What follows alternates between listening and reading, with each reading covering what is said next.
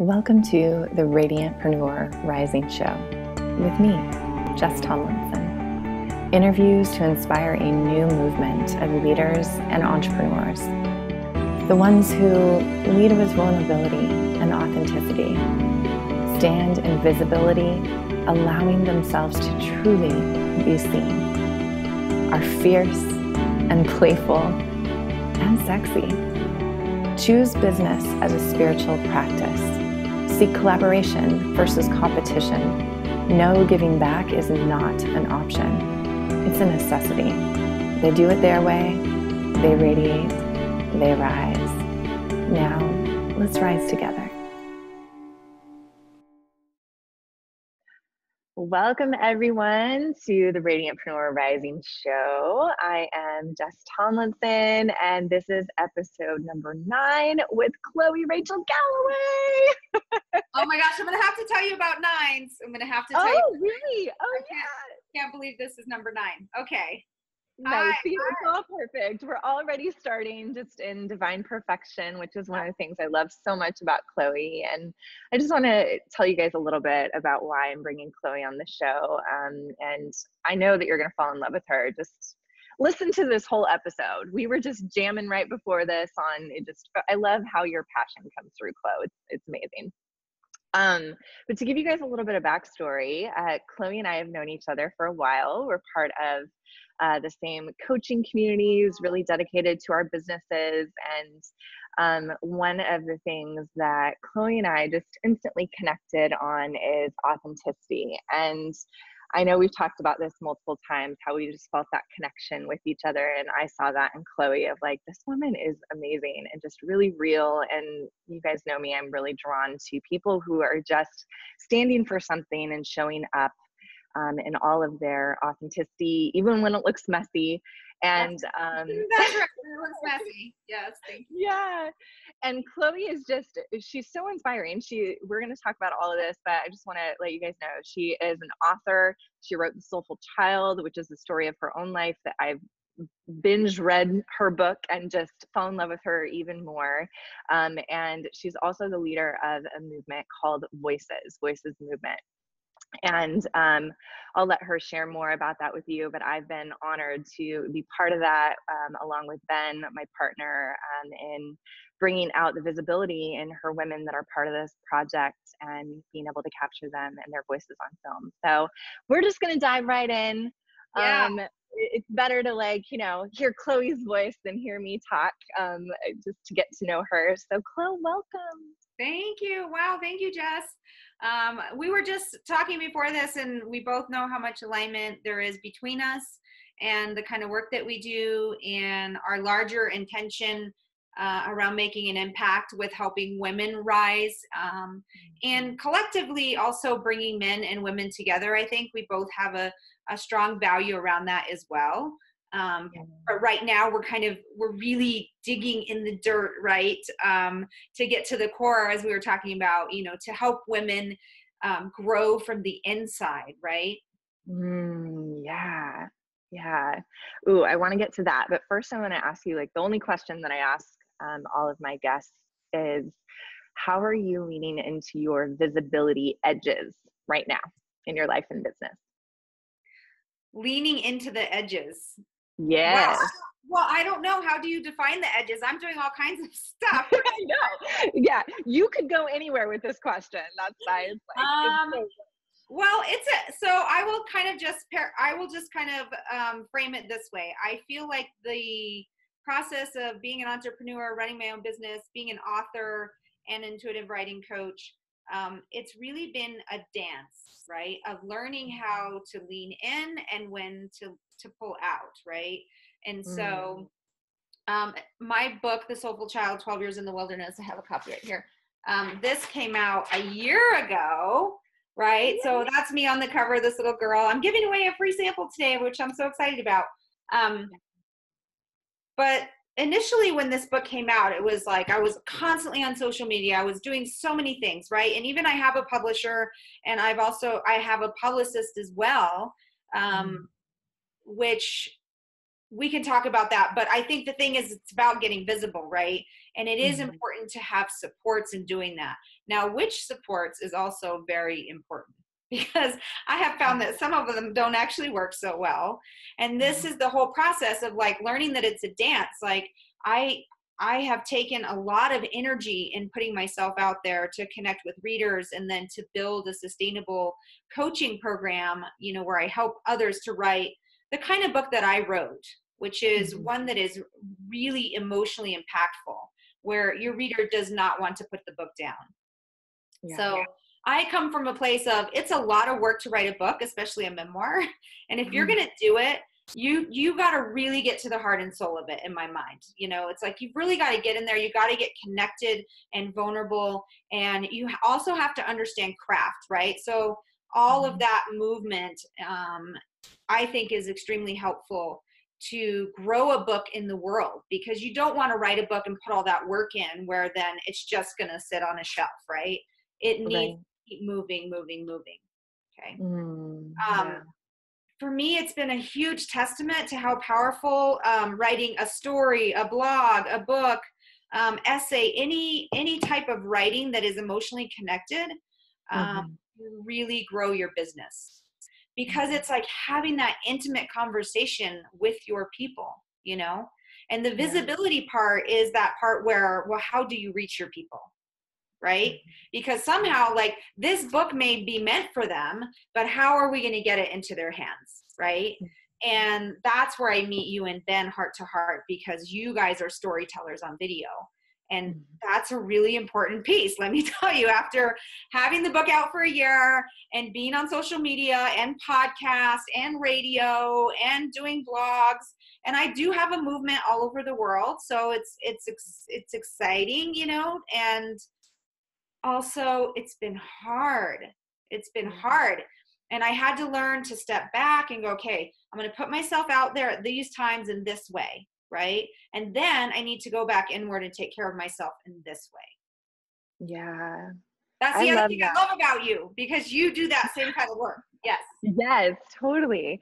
I love that. There's so much resonance here, and you're the first person on this show that's answered that question in that way, which I love, because it sets such a good example of, you know, how I know we both believe women should be honoring themselves and taking care of themselves while running their business. You know, it's not forgetting that we're human. Like, it's not, you know, running this machine. Like, I hate when business coaches are like, you need to build your machine. I'm like, it's not a machine. Like, and you know, I am not a machine. Yes. Yes, more importantly. So I love that. I think that's so important to remember the dance. And I think what I'm curious to hear, Chloe, that would be really interesting, if you're willing to share, is kind of your journey. Like, have you always been somebody who's willing to kind of like stand up and really put yourself out there, and the more of the challenge has been kind of figuring out how to take care of yourself? Or what's your kind of journey been through? Interesting question. I mean, I was raised in the wilderness until I was 12, so that's what the Soulful Child is about. I've always been very brave. So, you know, I grew up riding horseback, literally off the edge of a cliff, and keeping up with 4 brothers that were super manly little men. Yeah. And the father that you read in The Soulful Child was really, I mean, he had soft sides. He played music and all, but he was very masculine. So I grew up in a very masculine world. So I would say I have the bravery and the courage sort of piece there. And so putting myself out there, or like getting up in a room, for example, where I've never met somebody, I think those are things that definitely, because I had the bravery, I could do it. Like, put me in any room, I'll handle it. It could be a room full of superstars or whatever it is, you know, or get me on a Facebook Live in an instant and I'll be able to just say what I need to say from my heart, that kind of stuff. I think the thing that's been harder for me to learn is that I am more of an introvert. I'm a writer that really loves solitude. Like, my deep, deep joy honestly comes often when I'm writing poetry, when I'm taking days alone in the woods, or doing my favorite soaking spa in northern New Mexico, the Ojo Caliente hot springs. I go there a lot. So I just, because of being raised in a masculine environment, I don't know if you can identify with this, but it was like I knew how to put myself out there, but I didn't really know how to take good care of myself in terms of the nurturing that I need as an empath, as a sensitive woman. Like, I cry a lot. I cry quite often, actually. And then I'm super tough. And, you know, I would get in these when I was in college and I was dating, you know, different guys at that time, they just loved me because they were like, wow, you're tough and you're pretty, right? But then I would cry and it was like, oh, what's going on here? Now you're crying. So it was that real sensitive side. And I would, because of, I think, sort of the response that I got to that, I wasn't able to fully embrace my sensitive side.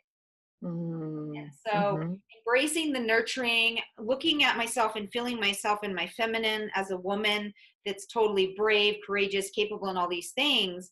But some of the other softer things, right? It's like the ability to surrender, to really not be in the light, to step back when you need to be very quiet, to listen from the inside. So you can even tell the difference in my voice. It's like, you know, when we're getting in the courage mode, right? It's like, I know how to face a bear, you know, and I rise up like that. I literally do know how to face a bear. I was going to say, you're not saying that as a metaphor, people. Read her book. Actually, so the sample I'm going to give people today, your people, is when I actually meet the bear at 6 years old. So I actually do come really close to a bear when I'm 6 years old. So yeah.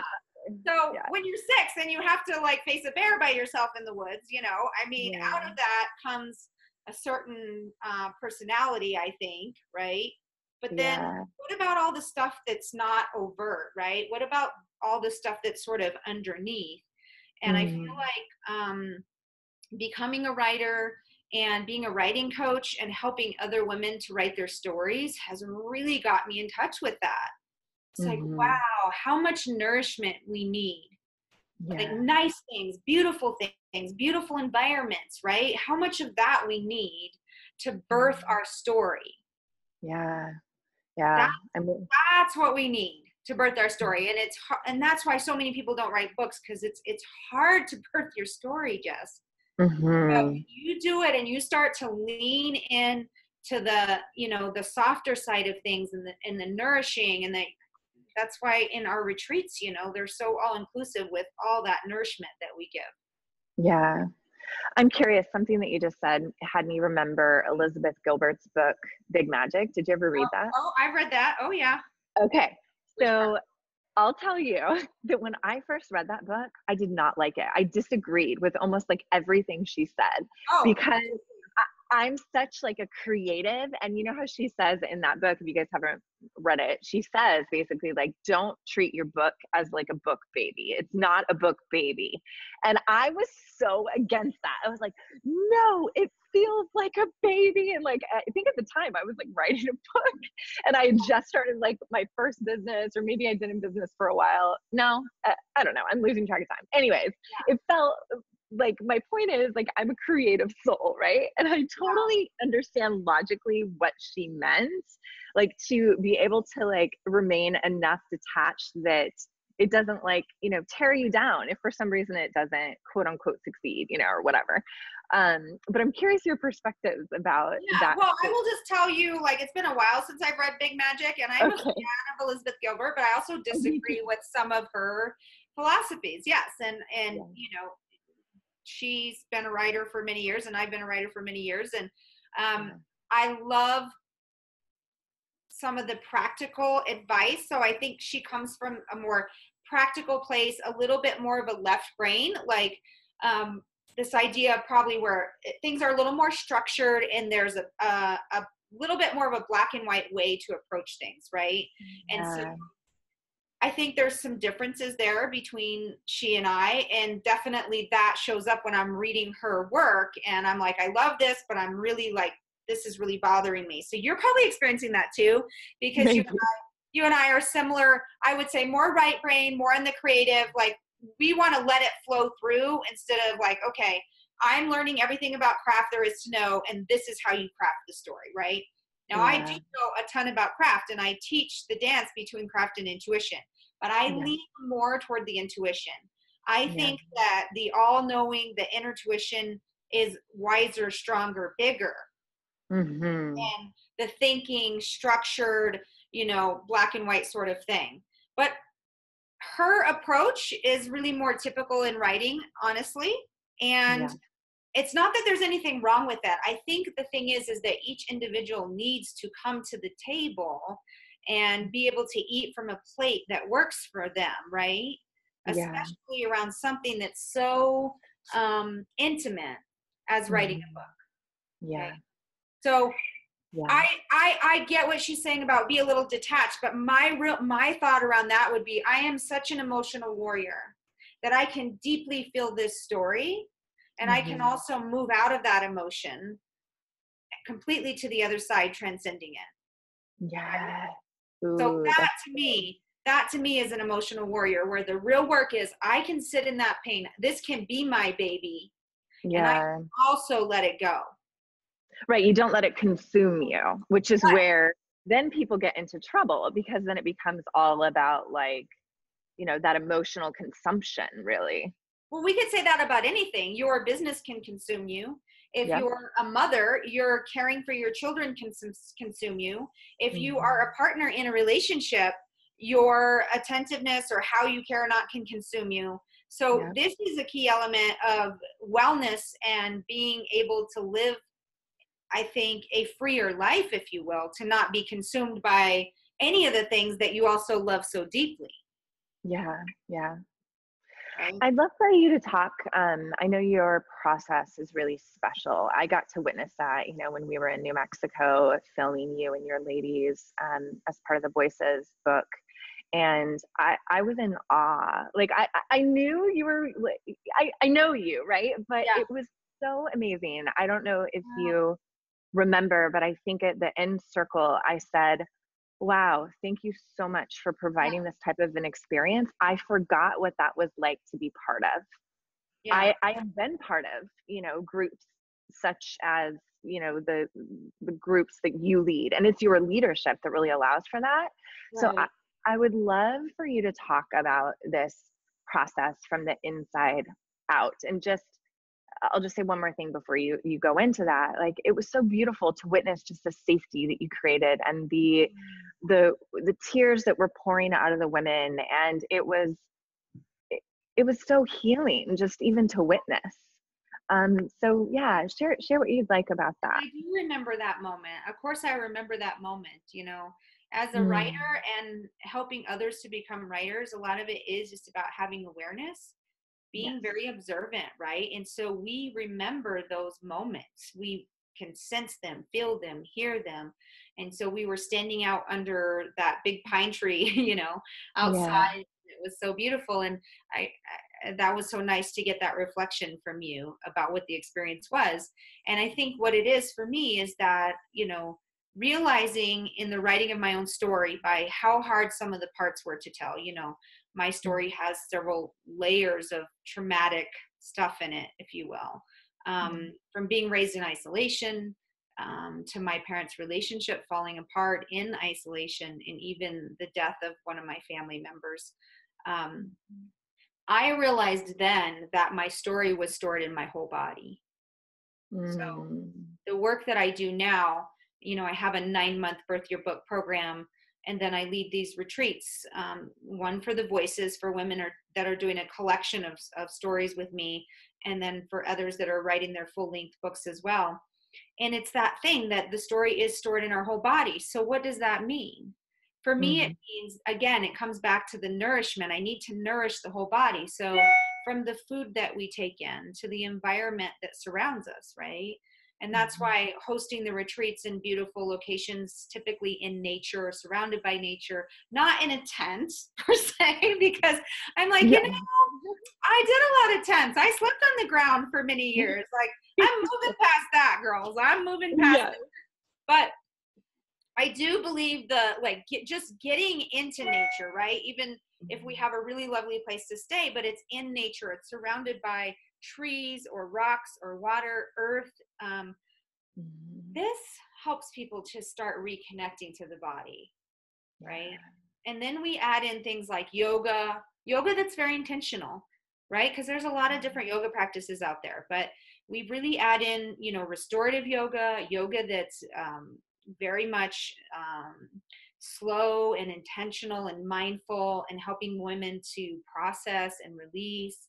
And so it's a nurturing, sort of nourishing environment, which it's so interesting, right? Because I was talking about how I grew up in a masculine world. Well, I would say that my retreats are very feminine based. Yeah, they are. Right? And so really I'm just giving myself what I didn't have. Yeah. Right? And I think that a lot of us do that. I mean, I'm kind of just realizing that now, that like I am giving myself the world in which I did not have. Yeah. And it's amazing because that's what I need. And that's what a lot of other women are also needing. And I think some of us that grow up and we become entrepreneurs or whatever it is that we're doing with our career, that's more than a career, it's more than a job, but it's a calling and it's a purpose. It's a living purpose. Yeah. It's because we are doing something that we needed that we didn't get, right? Yeah. I bet you if you interview so many people that come in, Jess, I bet you there will be some kind of heart connection to that. Yeah, for sure. I mean, it's like, that phrase of we teach what we need to learn. And that is such a gift, I think, there's also another side to that too, where a lot of women are doing what they think they should do. Yes. Or how they feel like they can be of best service, which I sometimes have a problem with that statement alone. It's important to be of service, but what if that service also included what you need and what you desire and what, feeds your soul? Because I think sometimes we can detach from that and just say like, well, how can I just like give, to the people that need it most? But then we kind of can lose ourselves in the process. Well, So we're raised, as women, we are raised a lot to like, how can I be of service? And then we witnessed our mothers, right, and our grandmothers with how can I be of service? So exactly, it's not that has beauty in it, right? It's quite beautiful in one way, but not when you sacrifice the self. No. So, right, I saw my mother sacrifice herself in her relationship with my father in the service to my father, right? But it's like, no, like I think our generation, or I'm not sure, I don't want to label anything, but I feel like women nowadays are getting a little bit, we're understanding that, yes, I want to be of service, but it should be aligned to also feeding my soul, protecting me, caring for me, and helping me grow into my best self. Yeah.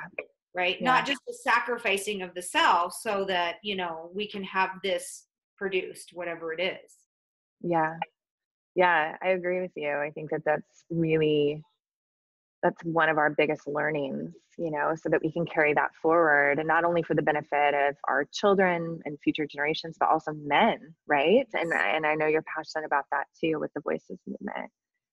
Absolutely.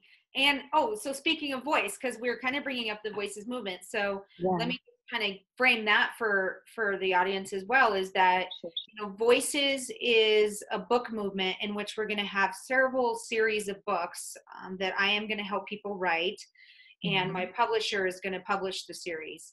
And so it's like open to the sky, like how far we're going to go with this, and we are going to be spirit led, and we're going to be taken really far, I believe. And right now we're just in the sort of early stages of Voices, and the first couple of books are going to be particularly for women. So we're doing a themed book, and it's called Women Braving It All to Live Their Purpose. And all of that coming out of everything that we really kind of just talked about, right? Where it was like really one of the core things that helped me identify that I needed a little more of the feminine, right? That I was missing certain things in my life, or who I was and who I wanted to be. A lot of that really came to the forefront, and I was able to grab hold of it and really feel it and see it by finding my voice. Yeah. And I can tell you, like, finding voice is an evolving thing. It's not like, I found it in this book, right? And I was like treading through the jungle. It was so hard, Yeah. emotionally speaking, for me to write this story. But I found my voice. I found my voice on the page. And then it was like coming back to the page. And for me, I had to go to the woods. I had to go back to nature. I had to go back to the page. So there was like this rhythm that I developed around honoring my story and letting my voice come through. Yeah. And so that was huge and life-changing for me. And that's what I'm doing now, is really just bringing that to other people in the collection of stories called Voices. Yeah. Exciting. It's amazing. Yeah. And we have, let's see, I think we have 10 authors already in this program in the first book. So we're doing the first book that will get published this next May 2019. And so we have 10 authors, and right now there's 2 more spots. Yes. Come join us in Sedona. Yeah. Yeah. So why don't we talk about your side? Because I mean, I had everything for this project. Honestly, I have all the skills to really bring these women into that nourishing retreat and help them to write this story while they're there, like birth that story from the inside, from their whole body. And that's why you saw such an impact at the last retreat, because these women were getting that. And they were like, I've never written like this. This story is just coming up through my body and out onto the page. And the transformation is happening at the same time. Right. Yes. So what was so amazing for me was being able to connect with you and Ben on that, because the first time ever, I mean, I've been doing this work, Jess. I'm like doing it, and I have no video footage of it, right? And so when we talk about being visible and really making the best use of your time in your work, right? I think that what you and Ben are doing is invaluable for that. Well, thank you. It's really an honor. Especially because our processes work so well together. You know, you really take them into the body, which is the work that I do with women that I coach. And it's like prime territory for then being able to show up in a way that's grounded. And I've, your women were just so amazing on video. It was beautiful. Really the work that you do. And they loved it. I was a little nervous because I was like, okay, people get nervous on video. I mean, my women were like, makeup, hair, done, let's do this, baby. Like, and they were just like, but you guys too. I mean, your ability to come into the environment, be a part of it, really be real, very real and raw, and meet them right where they are, and then asking the right questions, right? And so that's huge. Even on an energetic level, right? With the aligning energetically, and then you guys aligning with your own voice. So it's, I mean, I feel really blessed, and I just want to connect. I want to connect other women to what I'm doing and to what you're doing. I mean, we're so much in alignment around what we're bringing to the world to make a difference, right? Yeah. So if you guys want to be part of Chloe's world and my world at the same time, you can hook up with her, and all the links to connect with Chloe will be in the show notes. But the link for the Voices Movement is what? It's voicesmovement.org. That's right, voicesmovement.org. And if they go there, they can see your guys' 4 or 5 minute video that you guys produced. That it's got like 3.5K views on it at this point, and it hasn't been out that long. And women literally, I mean, it really makes an impact. People cry seeing that video, because it did capture my work and, you know, the subtlety of things and the intimacy of things and the larger sort of vision and impact that we're making. So and we're going to do it again in Sedona. So imagine that, with all the red rocks, and we're going to be at this amazing retreat center. So I'm there's 2 slots left, and I have interviews for that right now, but I am in such a space of like, the right women are coming in, right? It's not just anybody, but it's the right women that really are aligned to this. So beautiful. Well, Chloe, I'd love for you to share. I just keep getting the question popping in my head. how do women know if it's time to discover their voice or, share their voice with the world and their story? Yeah. Honestly, I think I call it a whisper of the heart, right? Mm. And I really feel that way. I feel like for some of us, it's really quiet. It's just a Yeah. little whisper. Yeah. And they know if they start to tune into this whisper of the heart, right? Oftentimes what'll happen is it'll come up once. And then if you don't pay attention to it, there it comes again. And then if you don't pay attention, so the whisper of the heart, I think, grows and grows.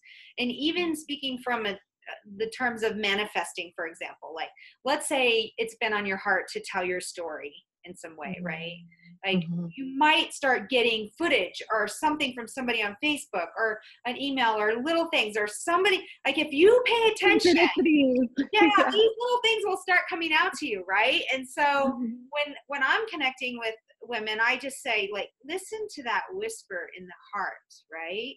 Yeah. And it might be even really faint because we have a lot of fear around telling story too, right? So sometimes the fear is like blocking out that whisper. It's like, oh no, I'm not going to go there. Don't you talk to me right now about my story. To this, to that, I was too much or too sensitive or there's too much trauma. I mean, I have heard the gamma of all of it, and I know there is no too much of anything. It's all just a matter of perspective. Yeah. And really learning how to write the story. And then you really start to learn what your story really is versus all the different thoughts that sort of have bounced around in your lifetime. Yeah. How have you dealt with those comments about too muchness and whatever comments you've received? I kind of just try to deal with it the way I'm talking to you right now, where I really come back to the heart about things. It's a very sensitive issue for people, right? So I might say, I hear what you're saying. I hear that you're saying that you don't even have a story. Maybe I get that one a lot. People say, I don't have a story. I don't have a story to tell. And I'll kind of feel the energy first because I don't like to push anybody. I don't want to give unsolicited advice to someone. Right. Like, are they open or not open? A lot of times there's a crack in the doorway, and they do want to get through that. And so I might say, well, have you experienced any sadness in your life? Yeah, lots actually. Well, have you experienced any joy in your life? Yeah. Well, have you experienced what we call happiness? Yeah. Have you experienced what we call pain? Right? And so I say, okay, so really stories are just made up of all those human emotions, right? And the craft of writing helps us to understand how to tie those emotions into actual narrative, right? Where we're writing a scene and we're showing what things look like. But at the core of it, honestly, it's the human characteristics of, loss and sadness and pain and joy and all those different combinations of things that are in every single book. Yes. Yeah. And we as human beings love to read inspiration and stories about anybody's life, whether it's somebody that had, 10 people could write a book about a divorce. And it doesn't really matter that it's the same topic because it's their voice and their story. And so there's no two story that is exactly the same, actually. Yeah. So once I kind of start like getting those roots in with them and they're like, oh, I actually do have a story, right? Like, cause I just helped them to kind of break it down to see. I also identified for them the thing that comes up right away, which is this competitive thing of like, well, a million books have been written about divorce. I don't think there should be another one. I'm just giving an example, Yeah. Yeah. Or you could say about relationships. Like if you were going to write about, your relationship with Ben and in business or whatever, right? There's books written about that. Yeah. There is no book that has been written. Yeah. We did buy a URL, by the way, when we first met each other for our future book called Hers and His. Yeah. So that's it. Like we got to realize that our story is like in our body and in our voice. And therefore there is no competition. I don't care who wrote the book about the blah, blah, blah, whatever 100 times, right? We are going to write this. And the reason it's going to be so unique is because you're going to get to the heart of what it meant to you and your emotions. Like, you know, when my writers are writing about sadness, I say, you cannot just say you were sad. That doesn't tell me anything, right? Yes. I heard you guiding them through that, actually. Yeah, it was awesome. Well, everybody says, well, what does sadness mean to you? You have to define it. Even more than that, define it in that moment. Define it down to the moment of the particles of dirt that you had in your hand, that you held over the coffin of your child, and that you let go. Okay. I see sadness there, right? But until we really create the picture of it, we feel the heart of it. So that's the work we do, right? When people start to understand that, they start to understand they have a story. Yeah. And I think that's one of the hardest things for people. Like, I'm always guiding the women that I coach into more of that type of sensory language, even in their marketing, right? It's like, well, what does that really mean? And how did you really feel about that? And paint the picture for me and get really specific. And it's interesting. And I know this is probably this is different, right? A book versus like your marketing for your program, but in some ways it's similar. The fear that tends to come up with the women is like, oh, but if I get that specific, then people won't be able to, it'll like exclude people. And I feel like that's a lot different maybe than books. Like, not necessarily. do people have that concern? No, because I think you're just talking about the point of connection, like the actual point that we zero in, where somebody feels heard or seen, or it's like, I'm talking to you and they get it and they feel it, right? Yeah. So it's that intimate connection that we're making, whether it's through a program that we're talking about or we're speaking through a book. And of course, you know, there's certain parameters in that, right? A book has so many pages and there is the craft to telling that story, right? Same thing though with a program that you're laying out, right? So it's all about zeroing in though, like so that you are revealing your real self so the person can feel it, see it, hear it. Yeah. Right? That's what you're doing with visibility and the storytelling of the videos. Yep, absolutely. From the inside out. Yes. And this is what sets us free. How freeing is it then that, okay, I can write a book and be myself. I can show up on your video and be myself. I mean, if I've learned a great deal from you is that you're doing a similar type thing with video that I'm doing with books. And it's like, I can actually show up and actually people want me to be myself. Yeah. If I show up today and I'm crying over a certain thing or I'm having some sadness and I acknowledge that, they want that. That's the point in which they can feel the realness. Yeah. Yeah. So I love that because I have been seeing you do that also for years, Jess, not just, in the form that you're in now. Right. And so we both have been doing that for years now. Yes. This is our work. Yeah. Was there anything else you want to share, Chloe, before we let people know how they can get the free excerpt from your book? Yeah, get the free excerpt. And I think, just reach out to me, connect to me. I'm on Facebook, I'm on Messenger. I'm all over. I'm all over. And then I might be at a spa in northern New Mexico and I might not talk to you at all for a while. But I am here. And I would say the biggest thing is just listen to that whisper of the heart. Like if you feel called to tell your story, reach out to us about Voices or about other programs that we have and connect. It's beautiful. The whisper of the heart. That's right. I love that. And how can they get your free expert? Should they go to your website or what would you like them to do? We can attach it to the link when you attach my information. Okay. So I think we can attach it there and then they can download it pretty easily. Okay. Yeah. So go ahead, guys, and look in the show notes, which will be at jessicatomlinson.com /9, Chloe's number. Yes.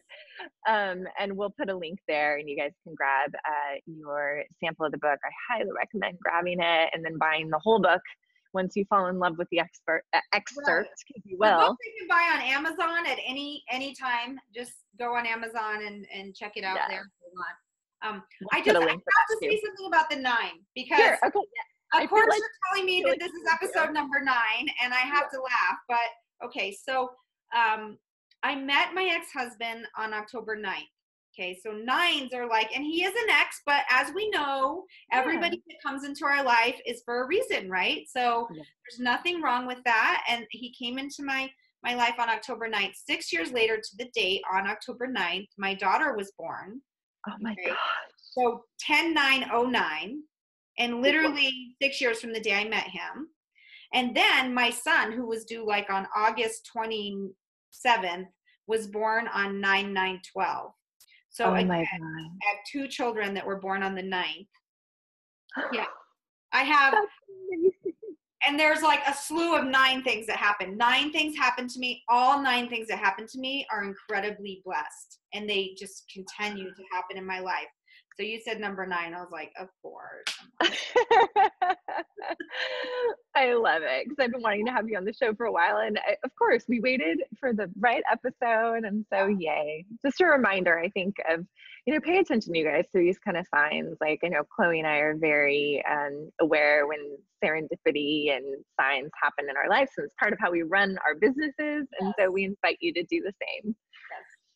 Yeah. All right. Well, thank you so much, Chloe. Love you.